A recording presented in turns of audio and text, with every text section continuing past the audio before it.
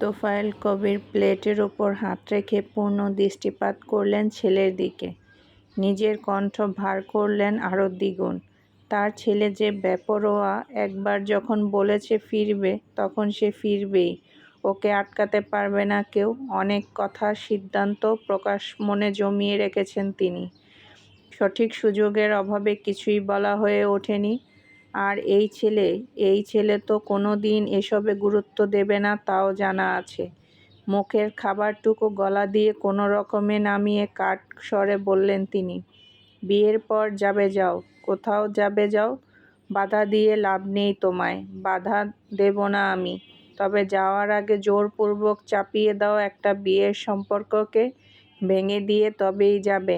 আদ্র আইনিভাবে ডিভোর্সের সব ব্যবস্থা করবে। কাগজপত্র আগামী 2 দিনের মধ্যে তৈরি করবে। 2 দিন পর বিয়ে, অতঃপর তোমার ভাই চলে যাবে দেশ ছেড়ে। যাওয়ার আগে যেন মেঘা মামুনিকে মুক্ত করে দিয়ে যায় সে।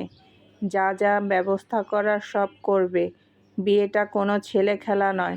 ছেলে খেলার বিয়েটা হয়নি, আর না স্বাভাবিকভাবে হয়েছে। স্বাভাবিক নেই এই সম্পর্ক। এই অস্বাভাবিক সম্পর্কের কোনো মূল্য নেই। মূল্যহীন কোনো কিছুতে আটকে থাকবে না মেঘা। ওর লাইফ আছে, আর মুক্তি নিয়ে ও ওর লাইফ লিড করবে। কোনো ঝামেলা যেন না হয়। সব পেপার তৈরি করার ব্যবস্থা করো। তার কথা শেষ হতে না হতেই কাঁচ ভাঙার বিকট ঝঙ্কার উঠল। রুবিনা কবির ছলকে উঠে চেঁচালেন তৎক্ষণাৎ, রুদ্র! সবাই ধরফড়িয়ে চকিতে চায় রুদ্রের দিকে। রুদ্রের মুখশ্রী গম্ভীর নিরেট, ঝাঁঝালো দৃষ্টিজোড়া সমনপানে স্থির। ক্ষুব্ধতা পরিলক্ষিত। সবার দৃষ্টি রৌদ্রের মুখ থেকে হাতে নামল। রাগের তোপে পানির গ্লাসটা বাম হাতের মুঠোয় পিষ্ট করতে গিয়ে অধিক চাপ প্রয়োগের দরুন ঝরঝরিয়ে ভেঙে গেছে ফাঁকা গ্লাসটা। কাচের কুটি কুটি টুকরো ঝরঝর করে আছড়ে পড়ল ডাইনিং টেবিলের ওপর। মুহূর্তেই বিন্দু বিন্দু রক্তকণা টুপটুপ করে পড়ল টেবিলের কাচের ওপর। মেঘাও সবার সাথে তাকিয়েছিল। এক বিন্দু রক্ত দেখে ছ্যাঁত করে দৃষ্টি সরালো সে। চোখ খিচে হাত মুঠো করে চিবুক নামিয়ে নিল। অস্ফুটে উচ্চারণ করল ভয়ার্ত কণ্ঠে, ভাইয়া! আদ্র ছলকে চায় নিজের পাশে। মেঘাকে চোখ খিচে থাকতে দেখে আদেশ করে তরতরে গলায়, মেঘ, চোখ খুলবি না একদম। টুকটুকি, উপরে যা তোরা। খাওয়া আর হলো না কারোই। খাওয়া ফেলে আদেশ তামিল করে মেঘাকে সাথে করে উপরে উঠল সাফা। রুবিনা কবির বিচলিত হয়ে পড়লেন ছেলের অবস্থা দেখে। একাধারে রক্ত ঝরছে। শুভ্র খাওয়া ফেলে ফার্স্ট এইড আনতে ছুটল। নিজের শাড়ির আঁচলে ছেলের হাত চেপে ধরলেন রুবিনা কবির। কান্না রোধ করে ধরা গলায় বললেন, কী সব শুরু করেছেন খেতে বসে? আপনাকে শুধু একটা বিষয় জানতে বলেছিলাম, নিজের ছেলের বিষয়ে জানতে বলেছিলাম। আর আপনি এসব কী বলছেন তখন থেকে? ছেলের থাকা না থাকা নিয়ে কিছু এসে যায় না আপনার? আপনি পড়ে আছেন ডিভোর্স নিয়ে। রৌদ্র যাওয়ার আগে ডিভোর্স দিয়ে যাবে ওই মেয়েটাকে। তার মানে আপনি ছেলেটাকে আটকাবেন না? ছেলের যাওয়ার পথ রোধ না করে ওই মেয়েটার পথ সুগম করে দিতে চাইছেন? উঠে দাঁড়ালেন তোফায়েল কবির। হ্যাঁ, চাইছি, কারণ ও একটা মেয়ে, ওর পরবর্তী জীবন আলাদা হবে। তোমার ছেলের মতো বেখেয়ালি বেপরোয়া হবে না। আর বাকি রইল ছেলের থাকা না থাকা নিয়ে। যেখানে তোমার ছেলের কাছে আমাদের কথা, আমাদের মান সম্মান, কোনো কিছুর পরোয়া নেই, গুরুত্ব নেই, সেখানে ওকে আটকানোতে কী গুরুত্ব দেব আমি? 5টা বছর তোমার ছেলে বাহিরে কাটিয়েছে, খোঁজ পেয়েছো কোনো দিন? কোনো দিন তোমার ছেলে তোমার খোঁজ নিয়েছে? নাকি নিজের খোঁজ দিয়েছে? বিদেশের মাটিতে কিভাবে জীবনযাপন করেছে জানো তুমি? জিজ্ঞেস করো তো ওকে, সেখানে কিভাবে কাটিয়েছে এতগুলো দিন, এতগুলো বছর। এই লাইফস্টাইল, এভাবে বিন্দাসভাবে লাইফ লিড কীভাবে করেছে ও? কী করেছে ও এতদিন? তিনি থামতে স্তব্ধতা ছড়িয়ে পড়ল। রুবিনা কবির ফিকরে উঠলেন। বললেন ভেজা গলায়, রুদ্র না হয় একটু বেপরোয়া, তাই বলে ও শুধু আমার ছেলে হয়ে গেল? আপনার ছেলে নই? কই, আপনিও তো খোঁজ নেননি এতদিন। কিভাবে, কোন অবস্থায় দিন কাটিয়েছে ও? খোঁজ নিয়েছেন আদৌ? ফোঁস করে তপ্ত শ্বাস ফেললেন তোফায়েল কবির। সত্যিই কি তিনি খোঁজ নেওয়ার চেষ্টা করেননি? এসব জানেন না রুবিনা কবির? শুভ্র ফার্স্ট এইড বক্স নিয়ে এক মুহূর্তের ব্যবধানে ফিরে আসলো। বিচলিত হয়ে টেবিলের উপর বক্স রেখে বলল, রুডি, হাত দেখি। রুদ্র না শুনে পরোয়া না করে হুট করে উঠে দাঁড়ালো। মায়ের আঁচল থেকে নিজের হাত সরিয়ে গটগট পায়ে দ্রুত কদমে উঠে গেল উপরে। রুবিনা কবির, শুভ্র, তৌসিফ কবির উভয়ে ডাকলেন, তবে গায়ে লাগলো না রুদ্রের। তোফায়েল কবিরও দমলেন না। খাওয়া ফেলে বেসিনের দিকে এগোলেন তিনি। বাকিরা নির্বিকারত্ব বজায় রাখল। এ বিষয়ে কারোরই কিছুর বলার নেই। দুপুরের খাবারটা কারোরই খাওয়া হয়নি শান্তিমতো। এখন বিকেল গড়িয়েছে, বাড়ি সাজাতে লোক এসেছে, ক্লিনিং করা হয়েছে পুরো বাড়ি। মেহমান এসেছেন টুকটাক, শাহিনা কবিরের বাপের বাড়ি থেকে এসেছেন অনেকে। তবুও বাড়িটা ভর্তি নয়, বিয়ে বাড়ির সমাগমের তুলনায় ফাঁকাই বলা চলে। বাদ বাকি মেহমান আসলে পরিপূর্ণ হবে। বিয়েবাড়ির সমাগম বাড়বে তখন। ক্লিনিংয়ের লোকেরা চলে যেতেই মেঘা নিচে নামল। ড্রয়িং রুমে অনেকে উপস্থিত, প্রায় সব মুখ মেঘার চেনা। এই 5 বছরে এ বাড়িতে থাকার দরুন অনেকবার এই মুখগুলোকে দেখেছে সে। টুকটুকের নানু, বাড়ির সবাই এসেছে। মেঘা নিচে নামতে সবাই চকিতে তাকালো ওর দিকে। টুকটুকির মামি আনতারা বেগম মেঘাকে দেখে স্বভাব সুলভ হাসলেন। খাতির দেখিয়ে নিজে থেকেই বললেন, আরে মেঘা, ভালো আছো? হাসার চেষ্টা করে মেঘা উত্তর করে নরম বিনয়ী কণ্ঠে, জি মামি, আপনারা? এই তো আছি। ভালো না থাকলে বিয়ের 2 দিন আগে আসতে পারি। এবার মুখ খুলে বসলেন ভদ্রমহিলা শাহিনা কবির। রুবিনা কবির ডাইনিংয়ের কাছে। আনতারা বেগম গলা বাড়িয়ে বললেন, আকপিস না ভেবেই। শুনেছি রৌদ্র এসেছে। কোথায় ও? এসেছি থেকে তো দেখলাম না। স্বাভাবিক প্রশ্ন ধরেই উত্তর করলেন রুবিনা কবির, ও বেরিয়েছে একটু। তা মেঘা, এতগুলো বছর পর রৌদ্রকে দেখে কেমন লাগছে? সেই তো তোমাকে বিয়ে করেই পাড়ি জমিয়েছিল ওই ছেলে। 5 বছর পেরোলো বোধ হয়। এত বছর শ্বশুর শাশুড়ির অধীনে ছিলে, এখন তো স্বামী এসেছে। সম্পর্কটা কি এগোবে এবার? তোমাদের মাঝে সব ঠিকঠাক তো? শাহিনা কবির মেঘাকে এক পলক দেখে আনতারা বেগমকে আটকালেন আরও কিছু বলার আগেই। আহ ভাবি, কি বলছো বলো তো? এখন কি এসব কথা বলার সময়? মেঘা, কি হয়েছে? নিচে নামলি কেন? কিছু প্রয়োজন? মেঘা মলিন মুখে এগোয় সব উপেক্ষা করে। শাহিনা কবিরের কাছ ঘেঁষে কণ্ঠ খাদে নামিয়ে ভেজা গলায় বলে, আমার চেনটা খুঁজে পাওয়া যায়নি মণি। ক্লিনাররা তো চলে গেছে, পায়নি তারাও।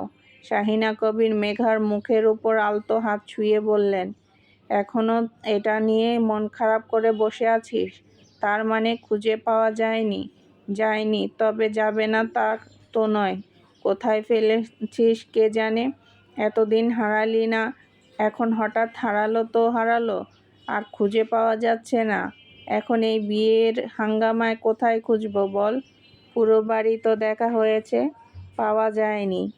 তুই এটা নিয়ে মন খারাপ করে বসে আছিস। এখন কি করব আমি? মেঘা মলিন হাসল, বলল বিষণ্ণ হয়ে, কিছু করতে হবে না মণি, আর খুঁজতে হবে না। পাশ থেকে রুবিনা কবির শক্ত কণ্ঠে বললেন, ওকে বলে দাও আপা, আদ্রের বাবা নতুন একটা চেন গড়াতে দিয়েছেন ওর জন্য। আমাদের বাড়িতে যেহেতু হারিয়েছে, দায় তো আমাদেরই। একটা চেইন তো হারিয়েছে, এই নিয়ে অত মুখ কালো করে থাকার কি আছে? একটা চেইন ছিল মামনি, ওই একটাই ছিল আমার মায়ের স্মৃতি। মাকে তো পাইনি, তার স্মৃতি পেয়েছিলাম, ওটাও নেই এখন। জানো, আমার কাছে কিছুই থাকে না কখনো, সব শুধু হারায়। হারানোর শূন্যতায় একটু তো খারাপ লাগবেই। আর কি যেন বলবে? বাবা চেন গড়াতে দিয়েছে কেন? আমার জন্য? ওসব আমার লাগবে না। একটার শূন্যতা আরেকটায় পূর্ণ হয় না মামুনি। তোমরা কাজ করো, আমার জিনিস নিয়ে আর ভাবতে হবে না তোমাদের। মেঘা পিছু ফিরে সিঁড়ির দিকে পা বাড়ালো। দূরে যেতেই ধমকানোর মতো করে রুবিনা কবিরের উদ্দেশ্যে চাপা স্বরে বললেন শাহিনা কবির, তুই সবসময় মেয়েটার সাথে এমন কড়া গলায় কথা বলিস কেন? হ্যাঁ, কণ্ঠ নরম হয় না? জানিস তো ওই চেনটা ওর মায়ের শেষ স্মৃতি ছিল। মায়া লাগে না ওই এতিম মেয়েটাকে দেখলে? মায়া লাগে দেখেই এতগুলো বছর ও এ বাড়িতে পড়ে আছে আপা। মায়া না থাকলে জায়গা হতো না এ বাড়িতে।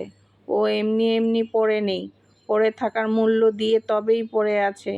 বিনামূল্যে জায়গা দিসনি ওকে। তোর ছেলের বউ হওয়ার ওর কোনো সুবিধা দিসনি, আর না ও কোনো সুযোগ নিয়েছে। সবসময় এভাবে ছোট করে কথা বলবি না ওর সাথে। সন্ধ্যায় ছাদে উঠেছে মেঘা, সাফা আর সাফার মামাতো বোন সাবা। সাবার বয়স হবে 17, এবার ইন্টার ফার্স্ট ইয়ারে পড়ছে। সামনে ফাইনাল পরীক্ষা ফেলে বিয়ে খেতে এসেছে ও। শুভ্রের বিয়ের জন্য মেঘা আর সাফা কত শখ করে নাচ তুলেছিল। এখন মেঘা স্ত্রীয়মানে সবটা ঘোলাটে হয়ে গেছে। তার উপর সাফার পা ভাঙা, পুরোপুরি ঠিক হয়নি এখনো। এই পায়ে ধেই ধেই করে নাচতে পারবে না সে। মেঘাকে ছাড়া একা একা উৎসাহ পাচ্ছে না। মেঘাও বিমর্ষ হয়ে গুটিয়ে আছে। এতদিনের সব প্ল্যান, আশা আকাঙ্ক্ষার বালি চাপা পড়েছে। কাল হলুদের অনুষ্ঠান হবে জাঁকজমকতা। গার্ডেনের ভেন্যু সাজানো হয়েছে, ডেকোরেশনের কাজ চলছে সেখানে। মেঘা রেলিংয়ের ধার ঘেঁষে দাঁড়িয়ে এক দৃষ্টে নিচে তাকিয়ে আছে। সাফা গান চালিয়ে আগে শিখে রাখা নাচগুলো মলিন চোখে দেখল একটু। ইস, এই নাচগুলো কত কষ্ট আয়ত্ত করেছিল, এখন আর নাচতে পারবে না। ক্ষণে ক্ষণে গাল ফুলিয়ে নাক টানছে সাফা। মেঘা মনোযোগ দেয় নি ওদিকে। সাফা ফোন থেকে দৃষ্টি সরালো। মেঘাকে এমন বিষণ্ণ চিত্তে দেখেও শান্তি মিলছে না কিছুতেই। খচখচে লাগছে সর্বদা। না পারছে আনন্দ করতে, আর না পারছে এই মেয়ের মনে আনন্দ জোগাতে। শেষমেশ ফোন ছেড়ে মেঘার দিকে এগোলো সে। ওকে পেছন থেকে আলতো করে স্নেহবেষ্টন করে বলল, মেঘা, আমার না তোকে এভাবে দেখে একটু ভালো লাগছে না। হাসবি না তুই? কাল থেকে তোকে এমন উদাস দেখছি, আর ভালো লাগছে না। প্লিজ মেঘা, এবার একটু হাস। আমাদের সাথে বিয়েটা এনজয় কর। সেই কতদিন ধরে ভাইয়ার বিয়ের অপেক্ষায় আছি। এখন এই কারেন্ট মোমেন্টে এসে সব কিছুতে জল ঢেলে দিবি? আমি তো অর্ধেক জল ঢেলেছি, বাকিটা তুই উপর করে ঢেলে দিচ্ছিস। বিয়েটা কেমন মনমরা লাগছে, একটু তরতাজা এনজয় না হলে চলে? তুই এনজয় কর, তোকে ছাড়া ভালো লাগছে না, কান্না পাচ্ছে আমার, বিশ্বাস কর। এই মেঘা, এবার একটু নর্মাল হ মা আমার। আমার পা ঠিক থাকলে তোকে এতক্ষণে নাচিয়ে ছাড়তাম, কিন্তু আমিই তো ঠিক নেই, নিচে নাচতে পারবো না, তোকে কি করে নাচাবো? মেঘা মৃদু হাসলো। সাফা চট করে হেসে বলল, এই তো, তুই হাসলে আদ্র ভাইয়া যেন কি বলে, একদম আমার মেঘপুরি। চল আদ্র ভাইয়ার মেঘবুড়ি, এবার নাচের স্টেপগুলো শেষবারের মতো মিলিয়ে নে। কালকে পারফর্ম করতে হবে তো, তুই নাচবি। পায়ের অবস্থা তো ভালো হয়নি এখনো। পারফর্ম করতে পারবি? আমি বাদ, তুই তো আছিস। আমি একা। আচ্ছা, আদ্র ভাইয়া কোথায়? বেরিয়েছে বোধহয়। মেইন পার্টনার লাগবে বুঝলি, তুইও তো নেই। ভাইয়াকে নাচাবো কাল। সাফা চোখ বড় করে চমকে এলো, বলল, ভাইয়া আর নাচ?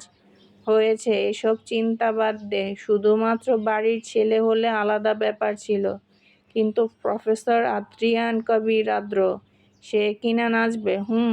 সিরিয়াসলি, ভাইয়াকে চিনিস না? ওই মহাশয়ের রূপ এক একবার এক এক রকম, তবে নাচুনি রূপ তার ডিকশনারিতে আছে বলে মনে হয় না আমার। ভাইয়ার কথা ছাড়। ছাড়বো না, ভাইয়াকে নাচিয়ে তবেই ছাড়বো। Are you sure? 100%। বাজি লাগবি? চল বাজি লাগাই। আচ্ছা, আদ্র ভাইয়াকে যদি নাচাতে পারি, তাহলে আগামী 1 সপ্তাহ তুই চকলেট ছুঁয়েও দেখতে পারবি না। ওকে। আর যদি হেরে যাস, তাহলে আগামী 1 সপ্তাহ আমাকে আনলিমিটেড চকলেট খাওয়াতে হবে। আনলিমিটেড মানে আনলিমিটেড, যত খুশি তত, বাধাও দিতে পারবি না বলে রাখলাম। ওকে ডান। সাবা সাক্ষী, রাতটুকু পেরিয়েছে কোনো রকমে। এ রাতে রৌদ্র বাড়ি ফেরেনি। সেই দুপুরের পর ঘর থেকে নেমেই বেরিয়ে গেছে, আর ফেরেনি। ফোন বন্ধ, খোঁজ পাওয়া যায়নি। বিয়ে বাড়িতে ছেলেকে নিয়ে মন খুলে হতাশ করতেও পারছেন না রুবিনা কবির। তিনি ব্যতীত কেউই তেমন চিন্তায় নেই, কেননা রৌদ্রকে সবার চেনা। ও ছেলে আগেও বাড়িতে থাকতই বা রাত, এক রাত বাড়িতে কাটালো, সপ্তাহের বাকি 6টা রাত থাকতো বাহিরে। এই বেঘরে বেপরোয়া ছেলেকে নিয়ে যত চিন্তা সব রুবিনা কবিরের। মা তো, মায়ের মনে সর্বদা খচখচানি রয়েই যায়। আজ এই দিনটায় সকলের ব্যস্ততা, শত পেরেশানি। আজ ছোটাছুটি শুরু হয়েছে একদিক ওদিক। বিকেলের দিকে কিছু ঝামেলা চুকিয়ে ফ্রেশ হয়ে নিল আদ্র। নিচে নেমে রুবিনা কবিরকে খুঁজে পাওয়া গেল না। তাকে খুঁজতে খুঁজতে ঘরে উঠল আবার। বাবা মায়ের দরজায় টোকা মেরে ঘরে ঢুকলো। আলমারি থেকে কাপড় বের করছেন রুবিনা কবির। মুখ কালো তার। আদ্র এগিয়ে বলল, আম্মু তুমি রুমে? আর আমি তোমাকে খুঁজে বেড়াচ্ছি।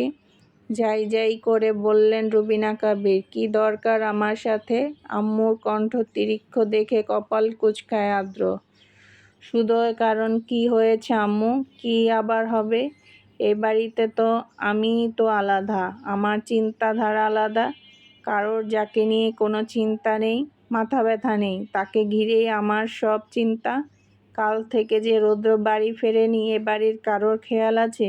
বিয়েতে মজেছে সকলে, আমার ছেলেটা বাড়িতে নেই, ফোন বন্ধ। কোথায় আছে না আছে কারোর জানার বিন্দুমাত্র চেষ্টা নেই, কোনো চিন্তা নেই আমার ছেলেকে নিয়ে। আমি তো মা, সবার মতো কই হতে পারলাম আমি? ঠিকই তো ওর চিন্তা কুরে কুরে খাচ্ছে আমায়। আদ্র দীর্ঘশ্বাস ফেলে। এটাই ধারণা ছিল ওর। এজন্যই পরিস্থিতি বোঝার তাগিদে রুবিনা কবিরকে খুঁজছিল সে।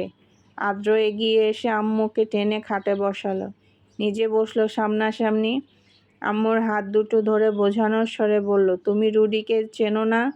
ও কেমন জানো না? আজ নতুন করে দেখছো ওকে, নাকি নতুন করে আবিষ্কার করছো? রৌদ্র বলেছে কোথায় বদলেছে? বদলেছে তো, শুধু বদল দেখাচ্ছে না। ওই মেয়েটা যদি এ বাড়িতে না থাকতো তাহলে এত সব কিছু হতো না। যা হচ্ছে সব ওর জন্যই হচ্ছে। ওর জন্য রৌদ্র থাকছে না এ বাড়িতে, আর ওর জন্যই আবার ফিরে যাবে রৌদ্র। ও না থাকলে আর ফিরতো না, কিছু হতো না এসব। এখানে মেঘকে জড়াচ্ছ কেন? জড়াবে না তো কি? ওই মেয়েকেই মাথায় তুলে রেখেছিস সকলে। আমার ছেলেকে পায়ে ঠেলছিস ওর জন্যই। ওকে দেখলে রৌদ্র রেগে যায়। ওকে কিন্তু রুডি এনে ফেলেছিল, তাই বলে এখানে ওকে আটকে রাখবি তোরা? ওকে তাড়িয়ে দে না, এ বাড়ি থেকে যেতে দে ওকে, চলে তো যাবেই। তাহলে সময় নষ্ট করছিস কেন? পাঠিয়ে দে ওকে, আর তোর ভাইকে আটকা। কেউ গুরুত্ব দিচ্ছে না এই নিয়ে, শুনছে না আমার কথা। সময় আসেনি এখনো, আর সেও আসেনি ওকে নিতে। সময় আসলে সে এসে নিয়ে যাবে ওকে, তখন তোমার ছেলে কি করে তাই দেখব। আর একটা কথা বলি আম্মু, তোমার ছেলে বদলেছে ঠিকই, বদল দেখাচ্ছে না এটাও ঠিক।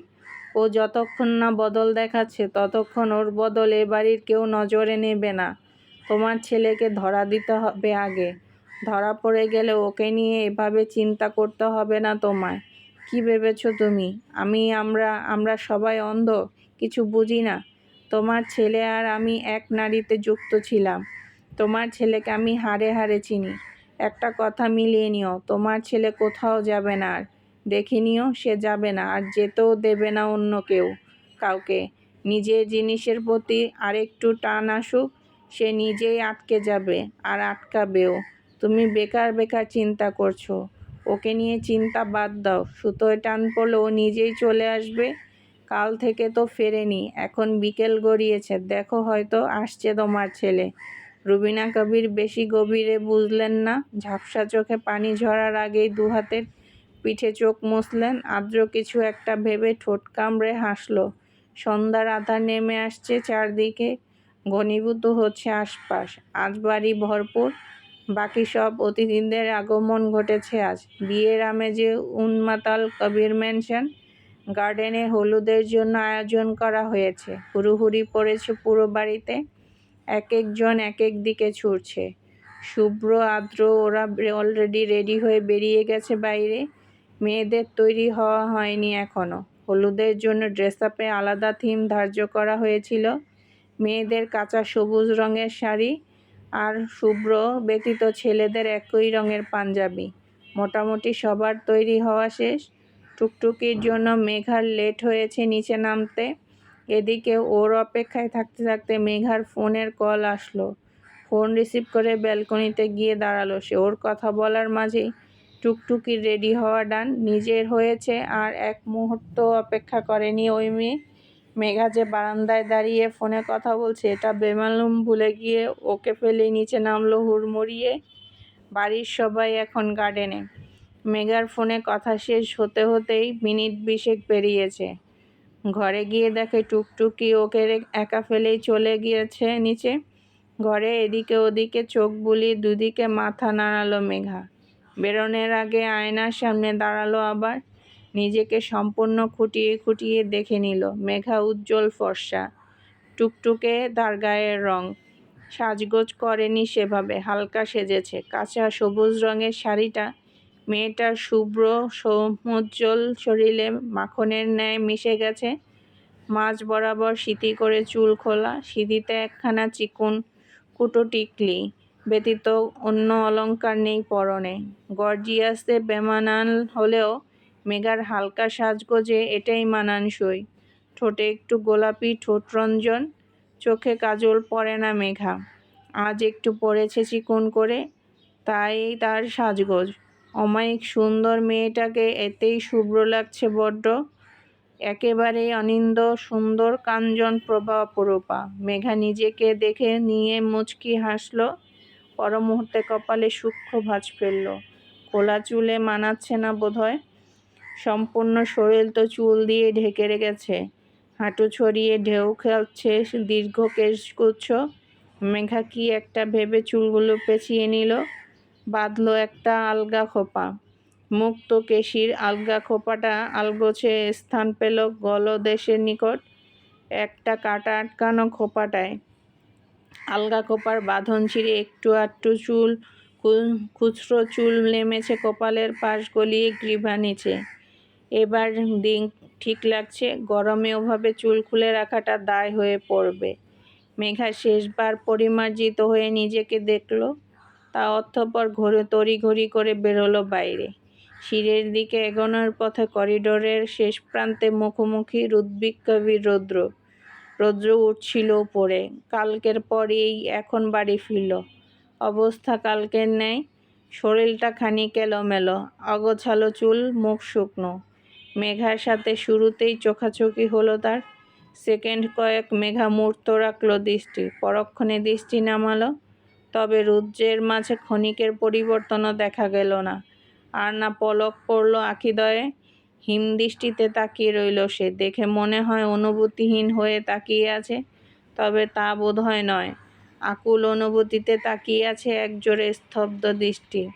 মেঘা নীরবে পাশ কাটিয়ে পা এগোতে গেলে রৌদ্র ডাকল খানিক, এই শোন। মেঘা দাঁড়ায়, ফিরে চায় লোকটার দিকে। রৌদ্রের চাহনিতে পরিবর্তন নেই। ঘাড় বাঁকিয়ে আবার তাকায় মেঘার দিকে। চেয়ে থেকে সময় পার করে বলে, শাড়ি পরতে কে বলেছে তোকে? মুখ কুঁচকে উত্তর করল মেঘা, কে আবার বলবে? ইচ্ছে হয়েছে তাই পড়েছি। যা ইচ্ছে তাই করবি? করব। রৌদ্র বোধহয় রাগল না। মুখোমুখিও তর্ক করার জন্য এতক্ষণে রেগে যাওয়ার কথা। তবে হিতে বিপরীত। শীতল চোখে চেয়ে এক পা এগোলে ও মেঘার দিকে। হাত বাড়িয়ে টান মেরে খোপার কাঁটাটা খুলে দিল। ঝরঝরে করে মেঘকন্যার মেঘবরণ চুলগুলো এলোমেলো হয়ে ছড়িয়ে পড়ল ছিপছিপে শরীরে দোল খেয়ে। মেঘা অজ্ঞতা বিরক্ত হলো, চোখ কুঁচকে তাকালো। ধীরজ স্বরে বলল, রৌদ্র, ইটস মাই চয়েস। যা এখন। শুভ্রর গালে মুখে হলুদ ছোঁয়ানো হয়েছে আলতো করে। স্টেজে বসে আছে সে। মেঘা সেই তখন থেকে আদ্রকে খুঁজছে। অবশেষে খুঁজে পাওয়া গেল তাকে। গেট পেরিয়ে কানে ফোন গুঁজে কথা বলতে বলতে ভেতরে আসছে আদ্র। মেঘা চিকচিক করে উঠল। একগাল হেসে শাড়ির কুচি সামলে তেড়ে গেল আদ্রের দিকে। মুখোমুখি দাঁড়াতে পা থামল আদ্র। ফোনে কথা শেষ করে কান থেকে ফোন নামালো। মেঘাকে আলগাগোড়া পরখ করে ভ্রু নাচিয়ে বোঝালো, কি হয়েছে? মেঘা আমতা আমতা করল। একটা আবদার করব, রাখবে কি? Will you be my dance partner? Please ভাইয়া, শুধু একবার। আদ্র বুঝে উঠে রাগ দেখিয়ে বলল, কিসের নাচানাচি? কোনো নাচ গান হবে না, যেমন চলছে তেমনই থাক। না ভাইয়া, তুমি যে বুঝতে পারছো না, নাচ গান না হলে বিয়ে বাড়ির কোনো ফিলিংস আসে নাকি? কেমন তেজপাতা হয়ে আছে সব অ্যারেঞ্জমেন্ট। হোক যা এখান থেকে, এতগুলো মানুষের সামনে নাচবি তুই? তুমি সহ আমি ওসবে নেই। ভাইয়া প্লিজ, দেখো টুকটুকি আমার সাথে বাজি ধরেছে, তুমি আমার সাথে পারফর্ম করলেও আগামী 1 সপ্তাহ চকলেট ছুঁয়েও দেখবে না। আর এমনি তো মুড খারাপ, দুদিন থেকে একটু মুডে আসতে চাইছি, প্লিজ না করো না। মেঘার কথা শেষ হতেই সিরাতের আগমন। পিছন থেকে বলে উঠল সে, মেয়েটা কত করে বলছে শুনছিস না কেন? আশপাশ চেয়ে দেখ তো, এটা কোন দিক দিয়ে বিয়ে বাড়ি মনে হচ্ছে? বিয়ে বাড়িতে একটু নাচ গান না হলে চলে? কে আছে তোরা ছাড়া? আরেকটা তো পাকা মুচকে বসে আছে। ও থাকলে মেঘা তোকে জোর করতো একটা পারফর্ম করেই দেখা? আদ্র অবিশ্বাসে বলল সচকিত, আপু তুমিও? সিরাত এগোয়, মিটিমিটি হেসে বাড়ির সদরের দিকে চোখ ইশারা করে বলে, আমিও। ইশারা অনুযায়ী সামনে তাকাতেই রৌদ্রকে দেখালো আদ্র। বাড়ি থেকে সবে বেরিয়েছে সে, শটান হয়ে গার্ডেনের দিকে এগোচ্ছে। আদ্র এক পলক চেয়ে পরক্ষণে মৃদু হাসল ওষ্ঠ পিষে। সিরাতের দিকে চাইতে আবারও হাসল দুই ভাই বোন। আদ্র গলা খাকারি দিয়ে এক মুহূর্ত না ভেবে বলল সায় দিয়ে, চল মেঘ, নিচে দেখাই সবাইকে আর সাথে কাউকে। মেঘা হকচকিয়ে গেল। যে ছেলে এতক্ষণ খুঁট গেড়েছিল সে এখন এক কথায় রাজি হয়ে গেল। এমনকি মেঘার হাত টেনে স্টেজের দিকে এগোলো পর্যন্ত। মেঘা যেতে যেতে বলল সন্ধিয়ান হয়ে, ভাইয়া তোমাকে কি ভূত ধরল? হঠাৎ রাজি হয়ে গেলে যে? অন্যের মাথার ভূত চাপবো এবার? চল, পেছন থেকে চেঁচিয়ে বলল সিরাত। আমি গান চালিয়ে দিচ্ছি, তোরা যা। শুভ্রের ইশারায় স্টেজে উঠল রৌদ্র। হাসার চেষ্টা করে টুকটাক কথা বলল, এক্ষুনি বেরিয়ে যাবে আবার। বিয়ে বাড়িতে অনেকের চোখ এখন রৌদ্রের দিকে, এক একজন এক এক দৃষ্টিতে তাকাচ্ছে, যদিও তারা মেহমান। কানাঘুষা করছে হয়তো। রৌদ্র এখানে থাকলে একটা বিপত্তি বাঁধিয়ে ফেলবে নিশ্চিত। 5 বছর আগে এইরকমই একটা বিয়ের অনুষ্ঠানে বিপত্তি বাঁধানোর জন্য তোফায়েল কবির ছেলের গায়ে হাত তুলেছিলেন পুরো বিয়ে বাড়ির সবার সামনে। রৌদ্র ভোলেনি। আর এখন সেরকম কিছু হোক সেটা চায় না ও। আর না সবার সামনে নিজেকে বাধ্য প্রমাণ করতে চায়। শুভ্র ওকে আটকানোর চেষ্টা করলেও পারল না। কোনো দিকে না তাকিয়ে স্টেজ থেকে নেমে পকেট থেকে ফোন বের করতে করতে বাহিরের দিকে এগোলো রৌদ্র। অমনি পথে বাধা হয়ে দাঁড়ালো সিরাত। অলরেডি সাউন্ড বক্সে গান চালিয়ে দিয়েছে। গান চালানোর সাথে সাথে সমস্বরে একটা চিৎকার ভেসে আসলো স্টেজের দিক থেকে। রৌদ্র পাত্তা না দিলেও সিরাতের মুখোমুখি হয়ে থমকালো। মেকি হেসে বলল সিরাত, রৌদ্র কোথায় যাচ্ছিস আজ এই মুহূর্তে? গানের আওয়াজে বিরক্ত হলো রৌদ্র। খিটখিটে স্বরে বলল, বেরোচ্ছি আমি। আরে যাচ্ছিসটা কোথায়? আচ্ছা যাও, পরে কথা বলছি। আদ্র আর মেঘার পারফরমেন্স শুরু হয়ে গেছে মেবি। আমি যাই ওদিকটায়। সিরাত এক মুহূর্ত সময় পার করল না। রৌদ্রের কপাল গুটিয়ে আসলো আপনা আপনি। কান খাড়া করলো, বোঝার চেষ্টা করলো কথাটার অর্থ। গানের তালে সবার চেঁচামেচি শুনে পথ পাল্টে পা ঘুরিয়ে আবার স্টেজের দিকে এগোলো সে। সাউন্ড বক্সে ফুল সাউন্ডে গান বাজছে। अंदर कितनी गर्मी है, बाहर कितनी सर्दी है, तूने बेदर्दी मेरी हालत किसी हर्दी है, दिल में बसा ले अपना बना ले, यूं ना बदला मेरी उलझन, तू मेरी तू मेरा, तू मेरा तू मेरा, तू मेरा हो नंबर 1। স্টেজে দুজন নৃত্যরত। আদ্রের জীবনে প্রথম পারফরমেন্স। জীবনে এর আগে নাচেনি কখনো। মেঘাও আচমকা এমন গানের সাথে তাল মেলাতে হিমশিম খাচ্ছে। সিরাত কি চালালো এটা? এক পর্যায়ে নিজেকে সামলে আদ্রকে টেনে নিয়েছে নিজের দিকে। গানের সাথে হাততালি পড়ছে ক্ষণে ক্ষণে। হাস্যোজ্জ্বল মুখে চেয়ে আছে সকলে। এতক্ষণে আমেজ জেগেছে। সাফা আর শুভ্র আদ্রকে দেখে চরম অবাক, সাথে বাড়ির সবাই বাকিরা। একমাত্র ক্ষুদ্র রৌদ্র সকলের পেছনে সে চেয়ে আছে অগ্নিদৃষ্টিতে। এতক্ষণে মুঠোফোনটায় দফা-রফা হয়ে গেছে হাতের মুঠোয়। নাচের স্টেপের সাথে নিজের ভাই আর মেঘার মুখে উপচে পড়া হাসির ভিড়ে তরতরিয়ে রাগ বাড়ল আরও। শক্ত থেকে শক্ততর হলো চোয়াল। বিড়বিড় করে দন্ত পিষে, ইভারা, I want spare you, idiot. ক্রোধে ওষ্ঠ দংশন করে নিজেকে এক মুহূর্ত সামলে নিল, পরক্ষণে আর পারল না। স্টেপ মেলাতে গিয়ে এক পর্যায়ে আর্দ্র মেঘার হাত ধরতেই আর সংযত রইল না বেপরোয়া রৌদ্র। চোয়াল খিচে সবাইকে উপেক্ষা করে দম্ভ ভরে পা চালিয়ে তেড়ে গেল স্টেজের দিকে। আর্দ্র মেঘাকে ঘুরিয়ে আবারও নিজের দখলে নেওয়ার আগেই মেঘাকে টেনে ধরল রুদ্র। হ্যাঁচকা টানে এনে ফেলল আপন সন্নিকটে। মেঘা হুবড়ি খেয়ে রৌদ্রের বুকে এসে আছড়ে পড়ল। নিমিষেই ভরকালো সকলে। আর্দ্র ঝরা মেরে এক পাশে দাঁড়ালো, চমকানোর অভিব্যক্তি প্রকাশ করল নিজের মাঝেও। বন্ধ হলো গান, সব থেমে স্তব্ধ হলো পুরো গার্ডেন। মেঘা ভয় গিলে মুখ তুলতেই রৌদ্র কদিত চাপা অনলে ধমকালো, ইউ ইডিয়েট, তেরা হিরো ইদার হে। চলবে ইনশাল্লাহ।